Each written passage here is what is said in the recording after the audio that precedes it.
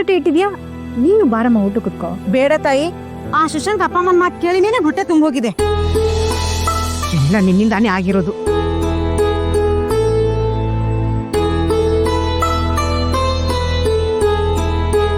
ಅದಕ್ಕೆ ಏನ್ ಗೊತ್ತಾ, ನಮ್ಮೂರಿನ ಸ್ಕೂಲ್ ತರನೇ ಆ ಸ್ಕೂಲ್ ಓದಿದ್ರೆ ಹಾಫ್ ಡೇ ಡ್ಯೂಟಿ ಮಾಡಿ ರಜೆ ಹಾಕಿ ಬರ್ತಿದ್ದೆ. ಆದ್ರೆ ಸರ್, ಏನಂತ ಮಗಳೇ, ಸ್ಕೂಲಿಗೆ ಬಂದು ಶೇವಿಂಗ್ ಮಾಡ್ಕೋತಾನ? ಶೇವ್ ಅಷ್ಟೇ ಅಲ್ಲಪ್ಪ, ಆ ಸ್ಕೂಲ್ನ ಗೋಲ್ಡನ್ ತರ ಮಾಡ್ಕೊಂಡಿದ್ದಾರೆ. ಏನು ಗೋಲ್ಡನ್ ಮಾಡ್ಕೊಂಡಿದಾರ? ಇದಕ್ಕೆಲ್ಲ ಕಾರಣ ಆ ಭುವನೇಶ್ವರಿ ಅಂತ. ಭುವನೇಶ್ವರಿನ? ಆ ಹೆಸರು ಎಲ್ಲೋ ಕೇಳ್ದಾಗಿದೆಯಲ್ಲ, ಯಾರಮ್ಮ ಅದು? ಯಾರೋ ಗೊತ್ತಿಲ್ಲ ಅಪ್ಪ. ಒಟ್ನಲ್ಲಿ ಆ ಹೆಂಗ್ಸು ಊರಿನ ಮಕ್ಳು ವಿದ್ಯೆನೆ ಕಿತ್ಕೊಂಡಿದ್ದಾರೆ. ಆ ಹೆಂಗ್ಸಿಗೆ ಮಕ್ಳು ಓದೋದು ಅಂದ್ರೇನೆ ಆಗಲ್ವಂತೆ. ಆದ್ರೆ ನಾನು ಊರ್ನವ್ರ ಎದುರು ಹಾಕೊಳ್ಳೋ ಕೆಲಸ ನಿನಗೆ ಯಾಕೆ? ಮೊದ್ಲು ಆ ಕೆಲಸ ಬಿಟ್ಟು ಮದುವೆ ಮಾಡ್ಕೊಳ್ಳೋದು ನೋಡು. ಹೌದು ಮಗಳೇ, ನಮಗಂತೂ ನಿನ್ ಸೇಫ್ಟಿ ಬಹಳ ಮುಖ್ಯ. ಈಗ ಆ ಸ್ಕೂಲ್ ಬಿಟ್ಟು ಬೇರೆ ಯಾವ್ದಾದ್ರು ಸ್ಕೂಲ್ಗೆ ಟ್ರಾನ್ಸ್ಫರ್ ತಗೋ, ಅದೇ ಸಂಬಳ ಇಲ್ಲೂ ಬರುತ್ತಲ್ಲ.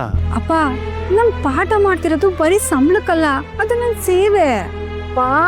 ಸೇವೆ ಸೇವೆ ಸೇವೆ, ಇನ್ 3 ಹೊತ್ತು ಸೇವೆ ಮಾಡ್ತಾನೆ ಇರು. ಏ ಮಗಳೇ, ಊಟ ಬಿಡಪ್ಪ. ಊಟ ಟೈಮಲ್ಲೂ ಲೆಕ್ಚರ್ ಕೇಳಕ್ಕಾಗಲ್ಲ, ಊಟ ಮಾಡ್ಬೇಕಾದ್ರೂ ನೆಮ್ಮದಿ ಇಲ್ಲ. ಅಮ್ಮ ನೋಡಮ್ಮ ಹೇಗ್ ಮಾತಾಡ್ತಾಳೆ. ಅವಳು ಸರಿಯಾಗಿ ಮಾತಾಡಿದಾಳೆ. ಹೆತ್ತರ್ಸ್ ಅಂತ ನಿನ್ಗೆ ಅರ್ಥ ಆಗಲ್ಲ. ಆ ಮಕ್ಳು ಓದ್ಲಿ ಬಿಡ್ಲಿ, ಅದನ್ನ ಕಟ್ಕೊಂಡು ನೀನೇನ್ ಮಾಡಕ್ಕಾಗತ್ತೆ?